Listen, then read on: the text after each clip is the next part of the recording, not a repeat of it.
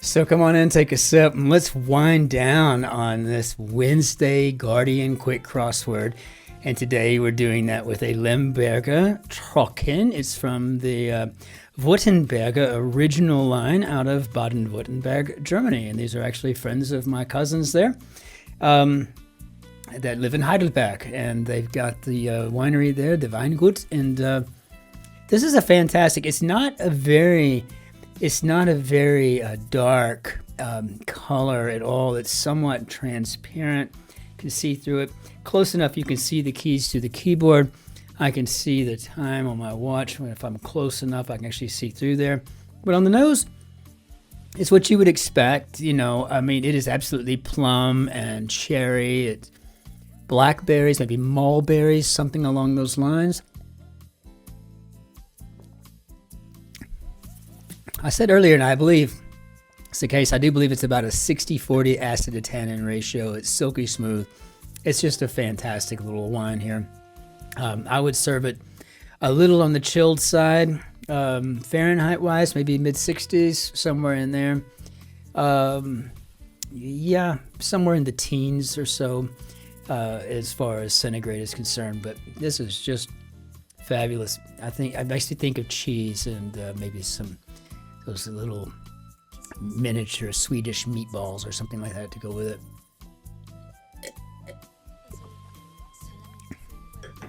Lovely. Okay, so let's hop into our grid here. Let's see what we got. So I'm going to put my mouse over here. This one looks like a wily one for sure. This grid's got guile. Okay, alas. Wow, that could be a lot of things, I imagine. Let's see what we got. Disturbed. 5 letters. What do male customers call? I'm going to go with sir. So I guess this is going to be an upset. And sudden downward spiral, 8. So maybe a tailspin. That's what I love about these things. You'll have something as banal as tailspin or upset or sir, and pretty soon, well, I don't know, it'll be doppelganger or something, you know. You never know. Diplomatic, UK government department. Well, I've worked with them in the past, so I do know that we're talking about the Foreign Office, but all you have to do is be a fan of BritBox, really. I mean, always hearing about the Foreign Office. One of my favorite shows is The Diplomat, both the UK version and the American version. I love them both. We're always talking about the Foreign Office, you know, and it's kind of fun, right? You know, getting to see that some of these things that you're like, yeah, I know that because I see it in the media. You know, I read it, you know, in the Guardian, right? You know, it's really kind of fun. So a conifer.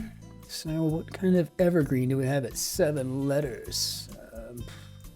Top of my head, I don't know. Breathe heavily. Well, I imagine it's either going to be a huff or a puff. So we'll put this in here because I don't know. I don't even clue yet what this is going to be. Tailored anagram or a newspaper opinion piece. And we got 9 letters. I'm just pretty certain. I don't even need to do the anagram at all. I mean, it sounds like an editorial. Blank mother should know. The 1967 Beatles song, and it's your mother should know. Yes, but I got to remember where I'm typing. Not the New York Times anymore, lad. It's in the hands of the motorist, 8 and 5. This is a little too easy today. What's going on? Is it just gonna hem me up somewhere else, or is today the easy day? Why I always tend to do pretty good on Wednesdays. I'd like to know that. So is this a C?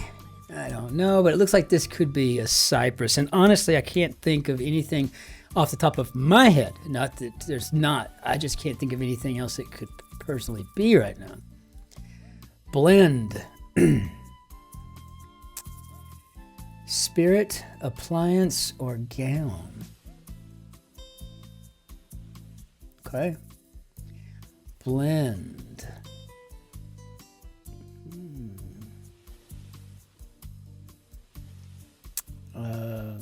maybe 6 letters. The only thing I can come up with maybe is a fusion. So, by definition, no idea, spirit, appliance, or gown at all. None whatsoever. Single story home, and I was saved by the L and the W here. We've lived in a couple of bungalows. I gotta tell you, in the States, it's a really nice place, especially if you find one that was built in the 1920s or the 30s. It's got the character, but it's on decent foundation, the hardwood floors, the plaster. Beautiful homes. It lists the contents. I need a little bit more than that.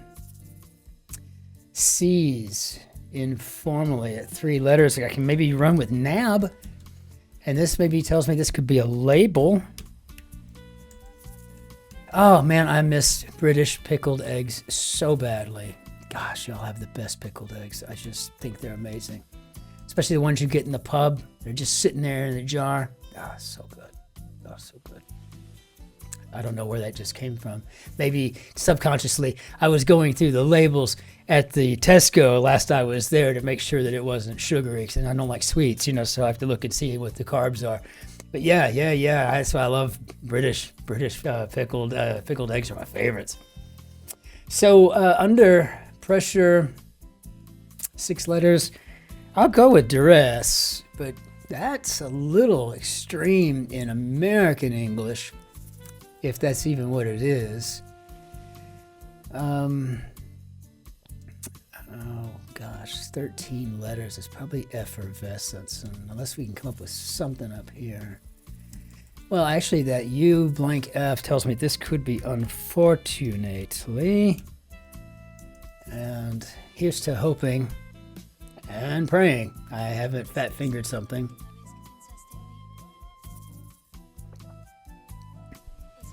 I'm serious. You should go to the wine store, see if you can get yourself a Limburger. This is a great, great way to wind down. It's just light. It's so, it's like one of those brisk, energetic ballets in your mouth, right? Just a wonderful cheating across the floor. I'm going to drink that whole bottle tonight. I guarantee it. Even if it was awful, I'd drink the whole bottle maybe. So, okay. So electrical component controlling current flow sounds like a resistor to me. Is this helping anything at all? Vet films. See, there's no more clues that's going to help me get this figured out. And I keep trying to think. It's been in the back of my mind here since we started this grid. Keep thinking like what kind of films, like are these war movies or something? But I think we're talking about vetting something as in maybe possibly censoring it, which is very clever and does not at all fit in with the likes of Upset, Fusion Your, Puff, Tailspin. Unfortunately, where is censor coming from? I mean, that's what I'm saying. It's just so... You don't know what you're going to get here, You just don't know what you're going to get.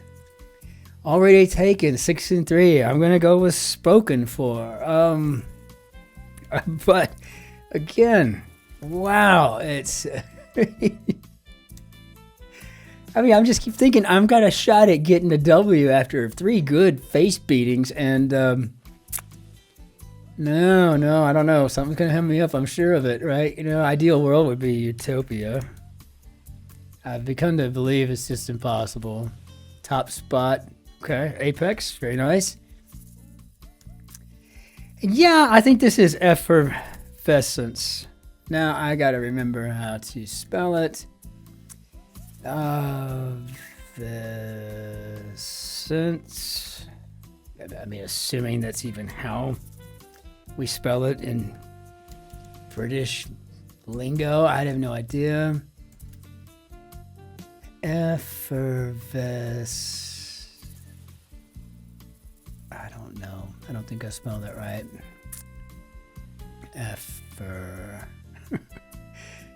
This is a 2 N's. I don't remember. I don't remember effervescence.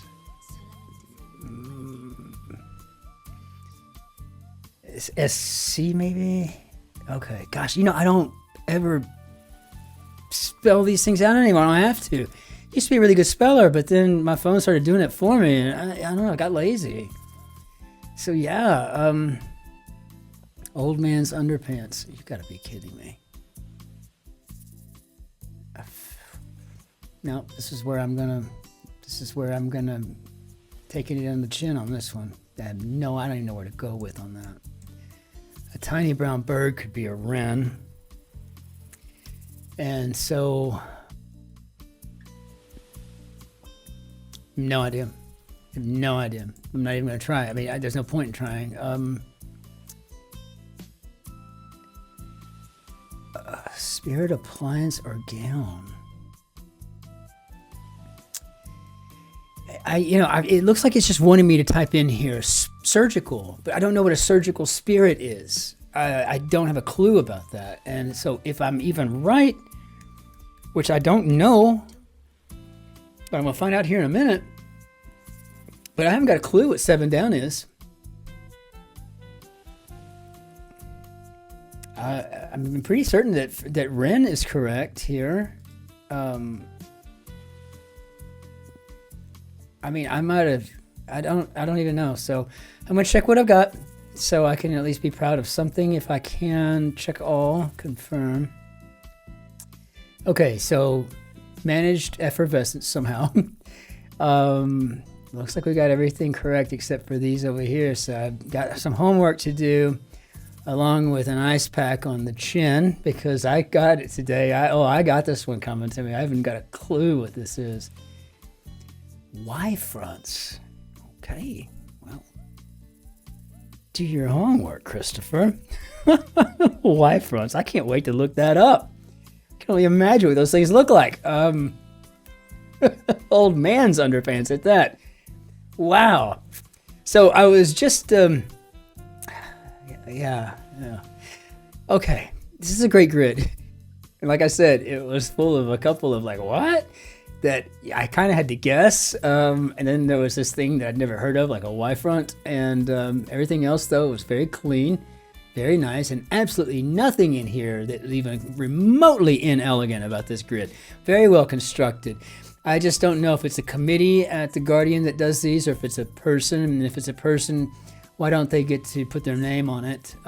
It's a big deal in the United States if you construct and publish a crossword, so it's not very much money. I think $100 or something you might get from like a big paper, but still, it's kind of an honor, right? But I got to say, I had mentioned during the New York Times grid earlier that it had just occurred to me listening to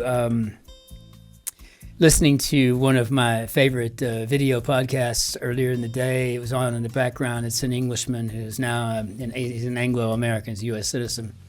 Been living there for like 14 years, and he's always doing these episodes on, the top 10, 11 things I can't live without now that I've been in America for so long, or things I miss about, the UK or whatever the case may be. But he was talking about fanny packs and bum bags, and which I'd already understood, so I needed to call it a bum bag when I go to the UK, and I can just call it a fanny pack back in the States. Otherwise, it could be very... well, it's just vulgar, I guess, right? So, it makes sense. I mean, I get it. But he said also that a lot of his friends in England, in Britain, in the UK, that they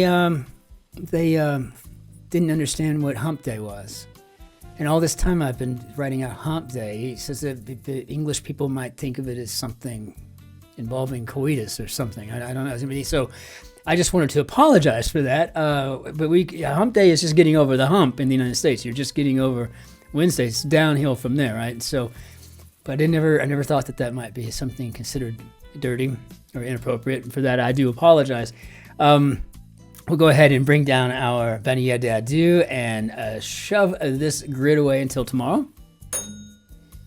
And with that, I just want to say thank you for liking and subscribing. So we're about 6 or 7 subscribers away from having a full rounded 500. I'm so excited about that. What a milestone it will be for this channel. So thank you for all the liking, subscribing, and for the comments and allowing me to interact with you. And Neil, thank you so much. You know, every time I get really hung up on something, you're always there to bail me out. And I really appreciate the terms that you expanded upon today. As a matter of fact, I'm going to try to use them. I tried as hard as I could today, but I had no place where I could actually come up with twaddle or tosh. So, but I'll be working on it. I'm going to figure out a way to get that incorporated into my normal everyday vernacular. So until we see you tomorrow for the Thursday Guardian, ich wünsche Ihnen einen schönen Tag noch. Auf Wiedersehen. Tschüss, Servus, Grüß Gott, Ciao, Cin-Cin, au revoir. Que tengas un lindo días. Masala. Be well out there. Take care. Till we see you tomorrow, be good to yourselves, be great to your neighbors, and be especially kind to the fellow behind you in the queue. Be well.